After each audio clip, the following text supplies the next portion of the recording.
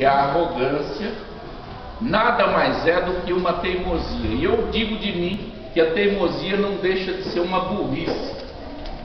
Porque toda vez que eu insisto, teimo, eu preciso ter base para a sustentação daquilo que faço. Toda vez que eu trabalho com arrogância, eu me coloco num patamar elevado acima dos outros. E lembre, Deus não deixará os arrogantes de queixo erguido. Haverá o abatimento. Portanto, é um exagerado, a arrogância é um exagerado senso de superioridade pessoal. Eu tenho que sempre olhar e verificar qual a minha verdadeira posição. Mas para isso, para me comparar com o humilde, para que eu tenha consciência da minha humildade, eu preciso efetivamente observar o seguinte: ter em mim que todos nós, cada um, tem a sua história, os seus valores e a sua sabedoria. Eu não sou dono de toda a verdade. Então, o que nós podemos observar na humildade é aquilo que está contido no auxílio bibliográfico, que os humildes não reivindicam a autoridade absoluta. Eles sempre se dizem: eu venho do pó. Ele nunca traz em si, e isso nós precisamos observar, que é algo interno.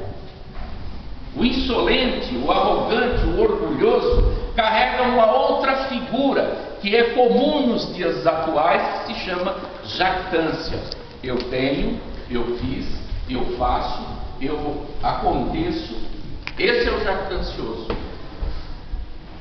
Naturalmente, quando nós observamos o jactancioso, se nós o espremermos, ele não dá caldo. O humilde tem verdades. Sinto para os irmãos aqui, isso eu falo com um certo grau de constrangimento e vergonha, que uma determinada ocasião, num determinado curso fora daqui, eu olhei para um determinado irmão e disse para mim: desse mato não sai coelho. Quando na realidade Deus, na humildade dele, o usou de maneira a elevar a igreja naquele culto. Então, é aquele que, o arrogante é aquele que tem em si o espírito do antagonismo a Deus. O que é o espírito do antagonismo? Eu não preciso de Deus. São características típicas dos nossos dias, esse antagonismo, essa oposição, essa contrariedade a Deus. Porque o homem de hoje busca o brilho pessoal. Eu quero ter sucesso na minha carreira, quero ter uma bela esposa, uma bela casa, um belo carro, quero me cercar de tudo aquilo que materialmente possa ser capaz. Aí nós precisamos encontrar algo que essa característica era um tema específico dos fariseus. E aqui eu faço um exemplo, eu tomo Jairo como exemplo, o principal da sinagoga, que o dia que ele, Jairo, o principal da sinagoga, se nós estudarmos a palavra de Deus, observando a personalidade de Jairo, nós vamos verificar que era um homem do seu tempo. O que é um homem do seu tempo? É o homem dos dias de hoje, que tem brilho próprio, que tem ordem, organização, dinheiro, riqueza, poder, tráfico de influência. E ele só se reduziu à humildade quando a contrariedade, a enfermidade bateu dentro da casa dele. Ele teve que descer. Ele desceu diante de Jesus, que era nada mais, nada menos do que um pregador nazareno, vindo lá da Galileia, reputado como um do povo que não tinha nada para oferecer. Poderá vir algo de bom da Galileia? E ele foi diante de Jesus e se ajoelhou, implorou e clamou. Então isso aqui está dentro desse contraponto que nós precisamos entender. O humilde carrega a sabedoria em seu coração. O arrogante traz em si a verdadeira, o que nós chamamos hoje de ufanismo. Esse ufanismo é algo que está impregnado na nossa sociedade e nós podemos discorrer isso de uma outra maneira, dentro do próprio contexto da lição, do aspecto sociocultural. Alguém já ouviu falar do orgulho nacional? Se nós formos para a palavra de Deus, nós vamos encontrar isso. Jonas, o profeta nacionalista, por que eu não vou para Nínive pregar obedecendo a voz de Deus? Porque Nínive, os assírios, tinham assolado o povo de Deus. E o que ele fez? Derrama fogo, não derrama misericórdia, consuma aquele fogo, não dê misericórdia a eles. É assim que o arrogante age. Essas concepções são necessárias para que possamos entender, porque logo na introdução da lição nós encontramos humildade, honra e coragem. Agora nós precisamos observar também que humildade, honra e coragem não são elementos que andam atrelados, andam juntos, não são requisitos próprios. O que comumente ocorre é que andam juntos. Por quê? Porque a honra é dada por Deus aos humildes, e a coragem é algo que é inerente àquele que é humilde, porque ele se predispõe a determinados momentos e circunstâncias da sua vida a enfrentar os problemas de uma maneira mais capacitada do que o próprio arrogante. Quando a dificuldade abate ao arrogante, ele vale dos seus meios mundanos que ele tem à disposição e que muitas vezes são insuficientes para atender à sua precisão, à sua necessidade. O humilde não. O humilde, nós precisamos entender que ele está contido numa massa social onde ele é o excluído político, ele é o excluído econômico, ele é o excluído intelectualmente. O rico, arrogante, porque aqui eu estou fazendo uma referência daquele que detém poder, meio, riqueza, ele busca naquilo que ele predispõe, que ele dispõe, os meios e os recursos para a solução dos seus problemas, enquanto que o humilde, que nada disso dispõe, busca a Deus. Por isso que eu disse no início que é um contraponto. Por isso que eu disse no início que é um antagonismo diante de Deus. Um dos detalhes que estão aqui, dentro da própria lição, que diz que são causa de inimizades e conflitos. Naturalmente, antes. Mas a arrogância, a desonra arrogância, desonra e covardia são causas de inimizades e conflitos. Por que isso?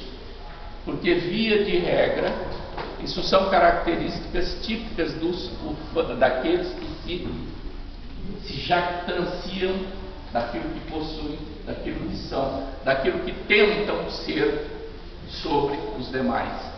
E para manter a sua posição, eles buscam efetivamente, através do engano, da falsidade, da mentira, manter-se numa posição. É como hoje a gente observa continuamente uma visão distorcida que nada mais é do que uma arrogância. O sujeito desfilar hoje com um carrão de 200 mil reais, 300 mil reais, 500 mil reais, dizendo e esfregando um orgulho, uma arrogância, uma jactância na face dos menos favorecidos, dizendo: eu venci, eu sou o bom. Cuidado. Qualquer R$1.000 hoje você entra numa agência de carro, financia a perder de vista e sai com a aparência de rico. Mas vou mostrar um outro lado. Já viu aquela expressão atrás do carro? É velho, mas está pago? Isso traz em si uma característica arrogante. Isso não é humildade. Isso é agredir. É uma agressão. Quando aqui fala na palavra de Deus que o olhar altivo, o orgulho insolente, os modos altivos e insultantes, isso é agressivo. Está embutido nisso uma agressão. Eu posso inconscientemente não tratar disso, mas eu agrego. A palavra de Deus diz o seguinte: a acepção de pessoas é uma agressão. Note que aquele que chega bem vestido, o anel de doutor no dedo, muitas vezes são recebidos com honra.